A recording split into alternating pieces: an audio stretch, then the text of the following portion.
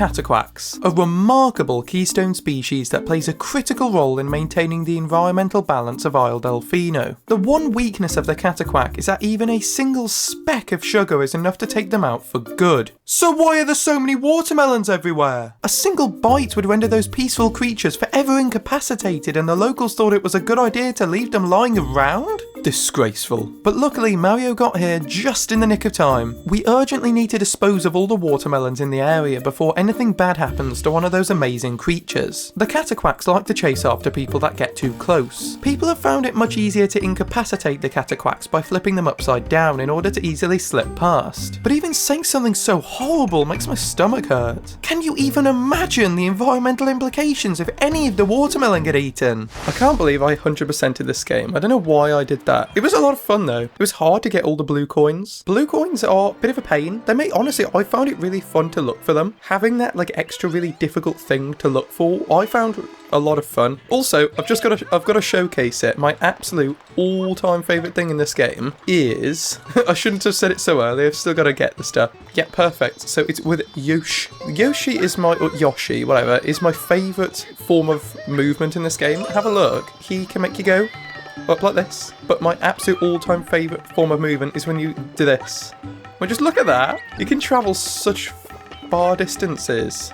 Like, I'm going to cross the lake, hopefully. Well, nearly, but you can see, like, it's absolutely broken. It's so much fun. Also, you can do this. I'm so glad this game exists. It's such a fun sandbox game. Is it a sandbox? I don't know. I consider it kind of a sandbox.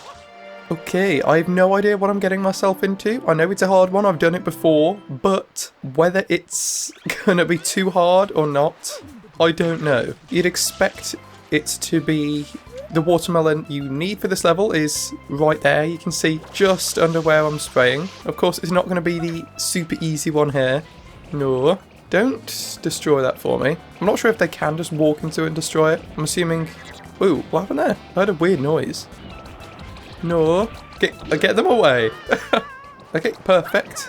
Psych. Oh.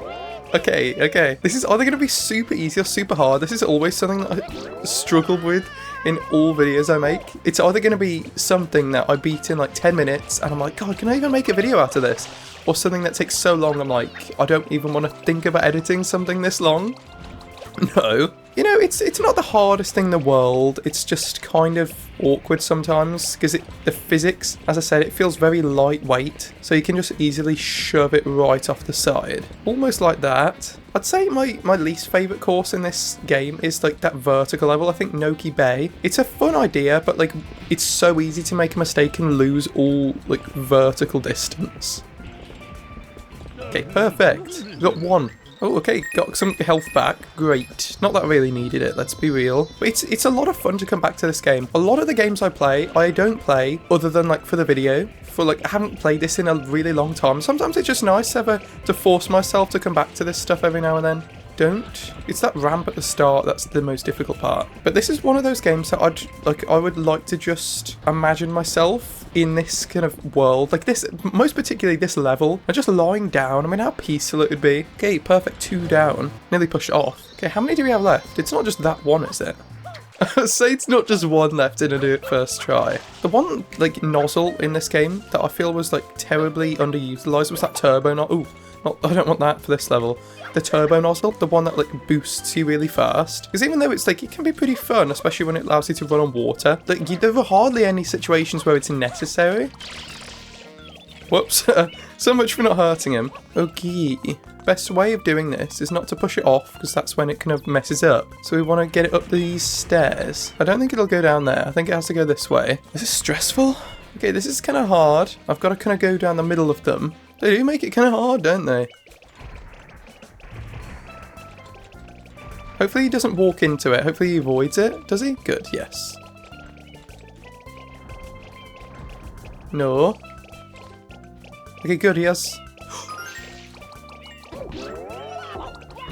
I was going to say good, he has pathing. I thought, like, he'd recognise that it was there, and, Oh, I can't finish my sentence. I thought he'd recognise it was there and walk around it. It looked like he was doing that before. Apparently not, though. Well, I've got enough lives for this. Talking about lives in this game, it's a very difficult game to actually farm lives. The easiest way of farming lives is by going into one of the early levels and there's like a crate that you break, you get it, but it still runs away from you. But this game is very, very... It hardly ever gives you any lives. Okay, let's start with this one, the easiest one. Okay, I'm so gonna just mess it by rushing. I should have just taken it slow. Oh, see, this is always my problem. I get impatient. To be fair, what might be better, I might start with the hardest one and work easier. That way I don't have to play so long before messing up. Hopefully I can mess up early on if I'm gonna mess up at all. So let's go up to the big boy. It is funny as well how it's like, especially like I found when I was playing Elden Ring, that a lot of the time your best attempt will be your first, and then from then on out you'll just go downhill, and it's always because you're trying to rush. That's very, very easy at that point to mess up. Oh, come on, no. Good. Considering those ducks obviously don't ignore the watermelon, the best route is probably round here to the left, because there's only, when this guy gets out of the way, he'll clear the path. No. Oh, you did it! In fact, you know what, let's just do this. See how it... I was gonna say, see how it goes. Probably would be better if I didn't headbutt it directly. How about this though? Wow, this is a bad area to have it in though. Oh, how did he hurt himself? What is he doing? Okay, get away from it. Get away from it.